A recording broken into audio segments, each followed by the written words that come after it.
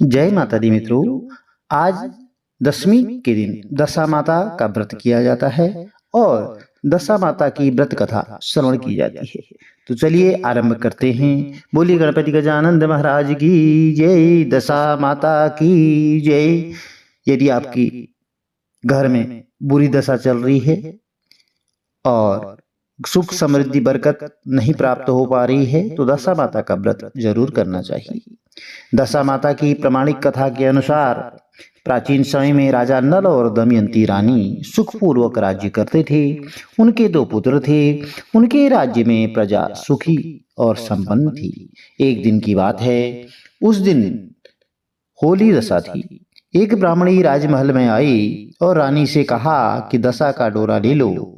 और बीच में दासी बोली, हाँ रानी साहिबा, आज के दिन सभी सुहागिन महिलाएं दशा माता की पूजा और व्रत करती हैं और इस डोरे की पूजा करके गले में बांधती हैं, जिससे अपने घर में सुख समृद्धि आती है।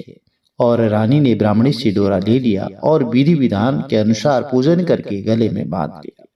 कुछ दिनों के बाद राजा नल ने दमयंती के गले में डोरा बंधा हुआ देखा तो राजा ने पूछा, इतने सोने के गहने पहनने के बाद भी आपने यह डोरा क्यों पहना है? और रानी कुछ कहती, इससे पहले ही राजा ने डोरे को तोड़ करके जमीन पर फेंक दिया। रानी ने उस डोरे को जमीन से उठा लिया और राजा से कहा, यह तो दशा माता का डोरा था और आपने उनका अपमान करके अच्छा नहीं किया। अब जब रात्रि में राजा सो रहे थे तो जब दशा माता स्वप्न में बुढ़िया के रूप में आई और राजा से कहा कि हे राजा, तेरी अच्छी दशा जा रही है और बुरी दशा आ रही है। तूने मेरा अपमान करने से अच्छा नहीं किया। ऐसा कहकर बुढ़िया जो दशा माता थी वह अंतर ध्यान हो गई। अब जैसे जैसे दिन बीतते गए वैसे वैसे कुछ ही दिनों में राजा की ठाट बाट, हाथी घोड़े लाव लश्कर, धन धान्य, सुख संपत्ति सब नष्ट होने लगी। अब तो जो है भूखे मरने का समय आ गया। एक दिन राजा ने दमयंती से कहा, तुम अपने दोनों बच्चों को लेकर अपने मायके चली जाओ। तो रानी ने कहा, मैं आपको छोड़कर कहीं नहीं जाऊंगी। जिस प्रकार आप रहेंगे उसी प्रकार मैं भी आपके साथ रहूंगी। तो तब राजा ने कहा कि अपने देश को छोड़कर दूसरे देश में चलें, वहां जो भी काम मिल जाएगा वही काम कर लेंगे। इस प्रकार नल दमयंती अपने देश को छोड़कर चल दिए। चलते चलते रास्ते में भील राजा का महल दिखाई दिया। वहां राजा ने अपने दोनों बच्चों को अमानत के तौर पर छोड़ दिया।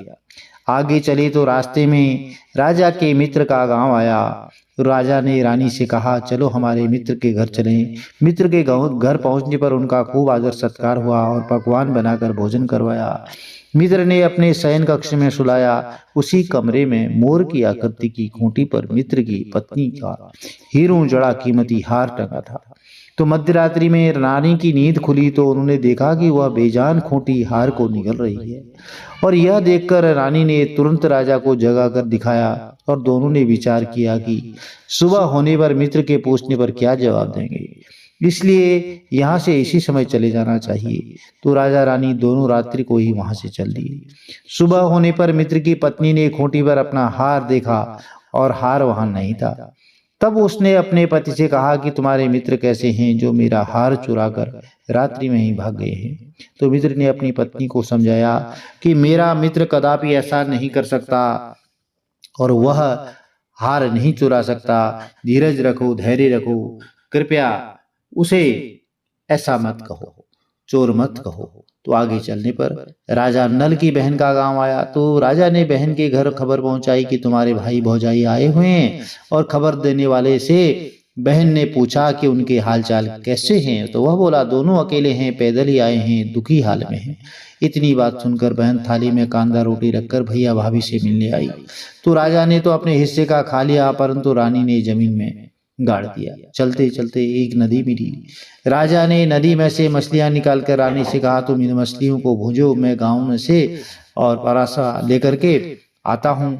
और गांव का नगर सेठ सभी लोगों को जो है वहां पर गांव का जो भोजन करा रहा था तो राजा गांव में गया, परोसा लेकर के वहां से चला तो रास्ते में चील ने झपट्टा मारा तो सारा भोजन नीचे गिर गया। तो राजा ने सोचा कि रानी विचार करेगी कि राजा तो भोजन करके आ गया और मेरे लिए कुछ भी नहीं लाया। तो उधर रानी मछलियां भूनने लगी तो दुर्भाग्य से सभी मछलियां जीवित होकर नदी में चली गई। अब रानी उदास होकर सोचने लगी कि राजा सोचेंगे कि सारी मछलियां खुद खा गई है। जब राजा आए तो मन ही मन समझ गए और वहां से आगे चल दिए। चलते चलते रानी के मायके का गांव आया तो राजा ने कहा कि तुम अपने मायके चली जाओ, वहां दासी का कोई भी काम कर लेना, मैं इसी गांव में कहीं नौकर हो जाऊंगा।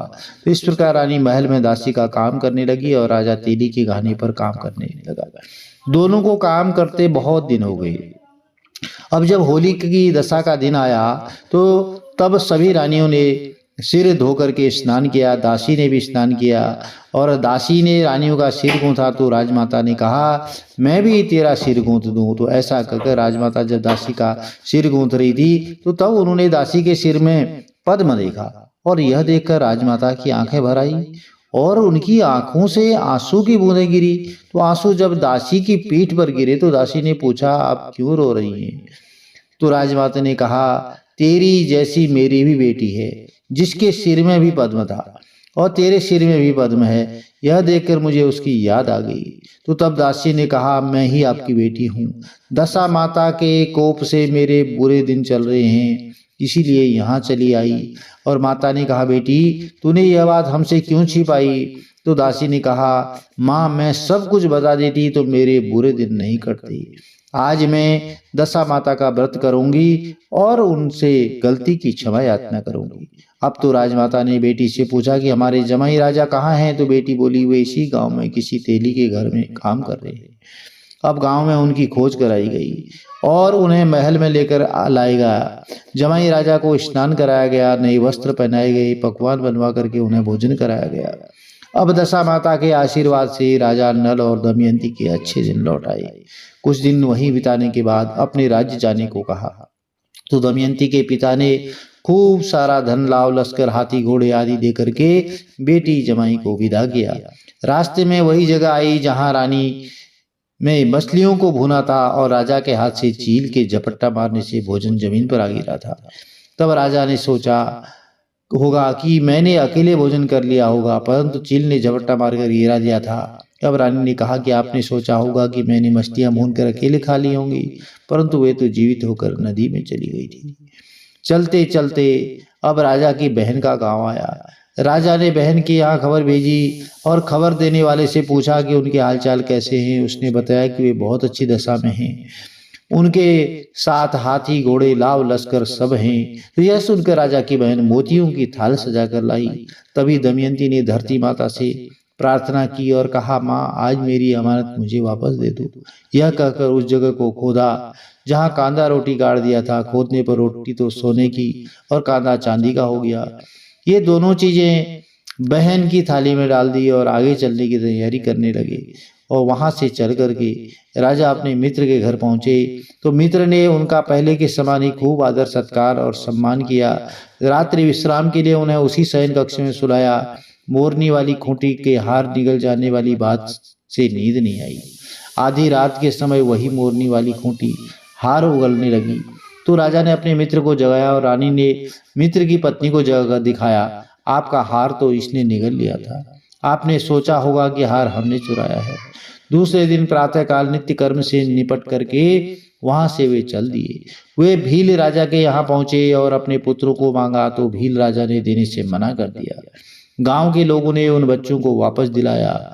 नल दमयंती अपने बच्चों को लेकर के अपनी राजधानी के निकट पहुंचे तो नगरवासियों ने लाव लश्कर के साथ उन्हें आते हुए देखा और सभी ने बहुत प्रसन्न होकर के उनका स्वागत किया और गाजे बाजे के साथ उन्हें महल पहुंचाया। राजा का पहले जैसा ठाट बाट हो गया। राजा नल दमयंती पर दशा माता ने पहले जो प्रकोप किया था वह किसी अन्य पर मत करना और बाद में जैसी कृपा राजा पर करी वैसी कहानी सुनने वाले पर और कहानी कहने वाले पर, हुंकारा भरने वाले पर जरूर करना।